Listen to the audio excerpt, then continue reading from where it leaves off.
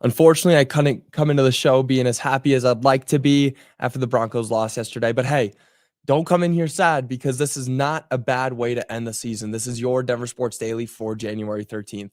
The biggest stories, the latest news. It's Denver Sports Daily. Now, the Broncos lost in the wild card round yesterday to the Buffalo Bills in their first playoff appearance in 9 years. Now, the Broncos fell to the Bills, losing 31-7. And even though the game didn't turn out how the Broncos hoped, this should still be looked at as a major success. Early in the game, it seemed like it would be a close contest, and it seemed like the Broncos would be the early favorites. Honestly, the Broncos scored on their first drive, capping it with a 43-yard touchdown pass to Troy Franklin, and that's the first rookie-to-rookie touchdown in NFL playoff history. Now, after that, the Broncos couldn't score again. They couldn't get a field goal, couldn't get in the end zone, but the game didn't really get away from them until the second half. The Bills had 10 points in the first half and 21 in the second. Now, the momentum for the Broncos going into the half may have been squandered by a missed field goal by Will Lutz that would have tied the game up at 10-10. Would have been huge. Would have been a huge momentum boost going into the locker room. Hey, tied up, playoff game against one of the best teams in the league. We got 10-10. We got 30 more minutes of football. 30 more minutes of football, but instead they missed that field goal, and that just squanders all the momentum possible. Now, the most glaring disparity between these two teams were the rushing stats. The Broncos could not get their run game going, while simultaneously they weren't able to stop the Bills' running game. The Broncos had 79 total rush yards, and the Bills had 210 rushing yards. Not where you want to be as a playoff team. Not where you want to be at all, and not a winning formula. That's the thing you got to look at. That's the word you got to put to it. The winning formula. Is that a winning formula? Getting outrushed by 140 yards? No, you're not going to be able to win any games if you play like that. It's just not possible. Now, between the team, another major difference between these two teams was the time of possessions. The Broncos only had the ball for 18 minutes and 17 seconds. That's the worst in any game since 1983, playoffs and regular season. 18 minutes and 17 seconds. They only had the ball for a little over one quarter, while the Bills had it for the entire rest of the game. Just wasn't great. Wasn't great. It wasn't Bo Nix's best outing either. He recorded 144 yards on 13 for 22 passing and that one crazy touchdown. But hey, you know what? You're going out a game like this. Did anyone really expect the Broncos to win? I know people were hoping for it, but did anyone really expect the Broncos to win? The answer should be no.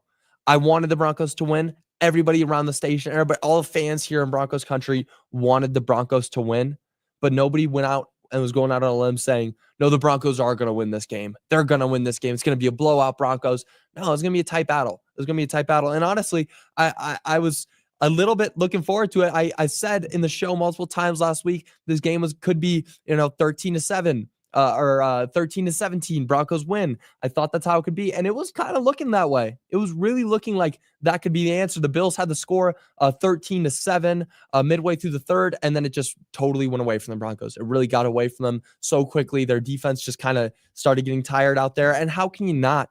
How could the defense not get tired? Look at how long the Bills had the ball for. The defense was out there so much longer than the offense. It's impossible for the defense not to get tired when they're playing, more than they're playing almost 3/4 of the game. It's just not possible for the defense not to start getting, a little bit fatigued out there and start losing some of the confidence that they had early, because those long drives, those long methodical drives where the Bills are taking 7-8 minutes off the clock, it's getting at the defense mentally. It really is. It's getting at them. It's saying, why can't we get these guys off the field? It tears at them. So that's another one of those downfalls that the Broncos really had. But now, the main point of this, the main thing that people need to look at is, with the season over, it's time to start looking towards the future. It's time to start looking towards the future. And guess what? The future's here. It's clear the Broncos have found their guy. Now they just need to build around Bo Nix. They found him. They got their guy. Bo Nix is a dog. He is my rookie of the year.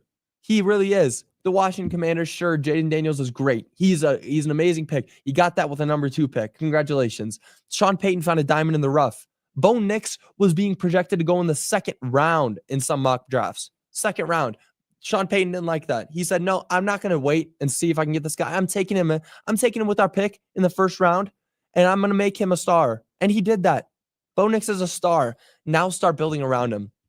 Main things the Broncos need right now: get him a halfback, get him a running back, and then get him a tight end. Get him a freaking tight end. Get him somebody that he could check the ball down to right there, hitting a curl route right in the middle of the field, a quick 5-6 yards. Oh my gosh, it's over for the Broncos. If they can get consistent plays on the middle of the field, soft little plays right there, that's how the Broncos are going to win. That's how they're going to freaking succeed. You get a running back, they'll chew up 3-4 yards every play, every time he touches the ball. I don't need a star who's getting 5-6 yards every play. Get a solid running back who's going to go out there and get you forward progress every single time. 3-4 yards, all you need. That's a winning formula. Get those guys for Bo Nix, and it's over.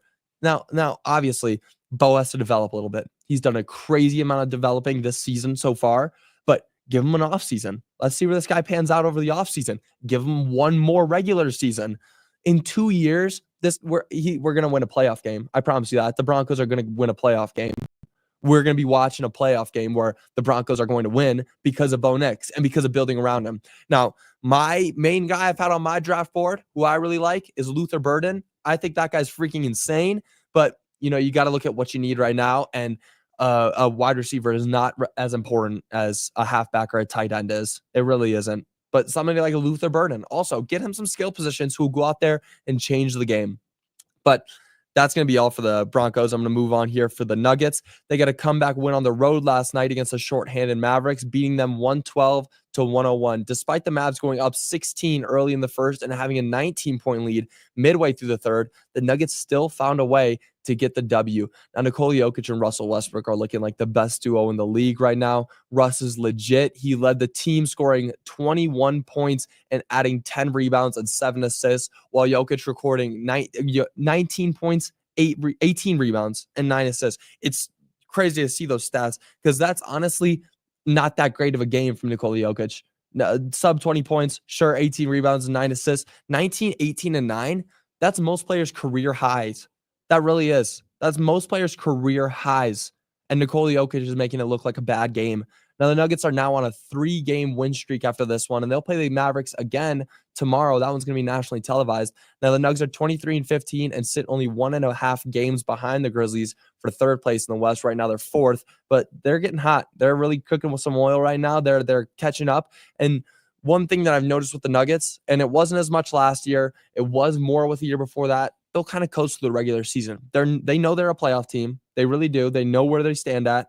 They'll kind of coast. They'll get comfortable, and then in the playoffs, they'll turn it up. So that's where my hope's at, is just for them to turn it up in the playoffs. Now, the Avs, moving on, were shut out by the Winnipeg Jets on Saturday, losing 3-0. Not great. Now, despite the Avs being favored, they couldn't pull out the win against the Jets. Right now, the Jets are number 1 in the Central Division, and the Avs trailing 4th. So obviously, would have been a huge win if the Avalanche could have pulled that out.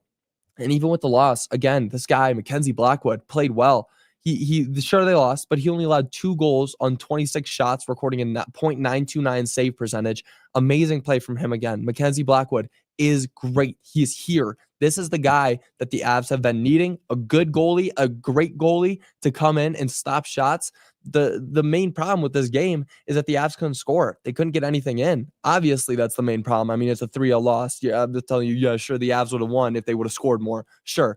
But the Avalanche's offensive capabilities have been great so far this season and so far in past seasons. They've been amazing.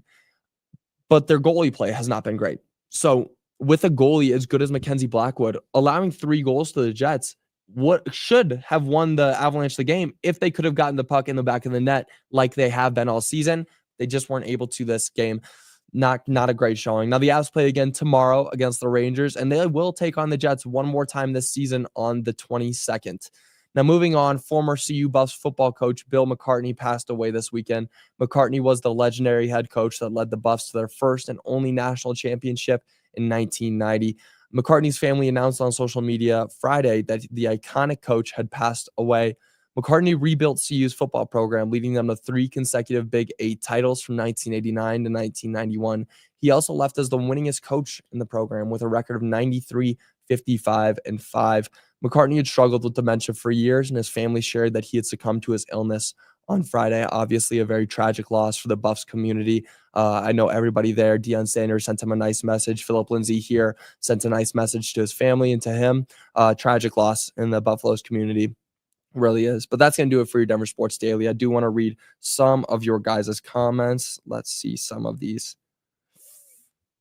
Good morning, Joey. It goes to show everyone how we rate on being a contender. We are not close, maybe in 2 years, and that's a big maybe. Yes, maybe in 2 years.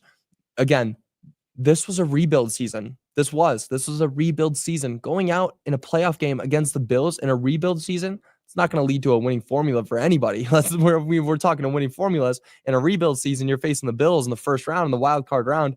Not very many teams can pull off that win. But that's the thing. This team wasn't expected to go to the playoffs in the first place. They weren't expected to win 10 games in the first place. They were expected to win, 4.5, 5? I think 5 was their line. They weren't expected to do so. So the fact that they did not only gives me hope for the future, it makes me certain that in the future they're going to be successful. Give it 2 years, and this team's going to be going far in the playoffs. Give it 2 years, and the Chiefs are not going to be the number one team in the AFC West anymore. I promise you that. I promise you that. Let's see. We need to surround Bo with dogs, tight end, running back, wide receiver. Also, I think we need a new defensive coach. Yeah. No, yeah, I don't know about the defensive coach. I like VJ, but definitely the tight end and running back. Wide receiver, definitely Luther Burden, number 1 on my list. Number 1. Now, as for defensive coach, this team was defensively one of the best teams in the league. They really were. I think they ended the season with 63 sacks on the season. Number 1 in QB pressures, number 1 in QB hurries. Defensively, the Nuggets really showed up. This past game, as I said, just an example of how quickly your defense can get tired. If you're sitting out there for 3/4 of the game, you're going to get tired. As good as you are, if you're Patrick Surtain, you're going to get tired. And that's what the Bills did. They attacked, they kept the ball, long methodical drives, and they wore down the defense, and that's how they won the game. Partially. That's one of the factors of how they won the game. Let's see. Now than likely, Bo will not have a linear improvement, but he will improve. Case in point, CJ Stroud. Yes, CJ Stroud, huge in his rookie year, kind of fell off the bandwagon this past season. Not his best season, but Bo progressed a lot. That's the difference between CJ Stroud and Bo Nix. CJ Stroud hit the gates running in his rookie year. Bo didn't. Bo really didn't. If you remember the first 3 games, they were not great for Bo Nix, and he progressed slowly. And his best games came towards the end of his season. That's what gives me a little bit of a different viewpoint than CJ Stroud. CJ Stroud was right away the best.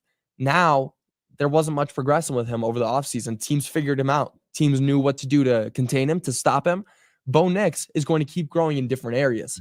That's the different thing. That's the difference between Bo Nix and CJ Stroud, at least from what I'm seeing now. And that's another part of it, is that you can't tell what the future is going to look like. You can only see what the past has looked like for different players. Bo Nix hasn't had that second season to judge anything off of yet. But I'm very confident that he's going to continue improving in different areas of his game. But that's going to do it for your Denver Sports Daily. Really unfortunate that the Broncos lost this week. It really is. But overall, huge season. Overall success. You got into a playoff game. Sure, it was against the Bills and you lost. But still, what more can you want from a team in a rebuild?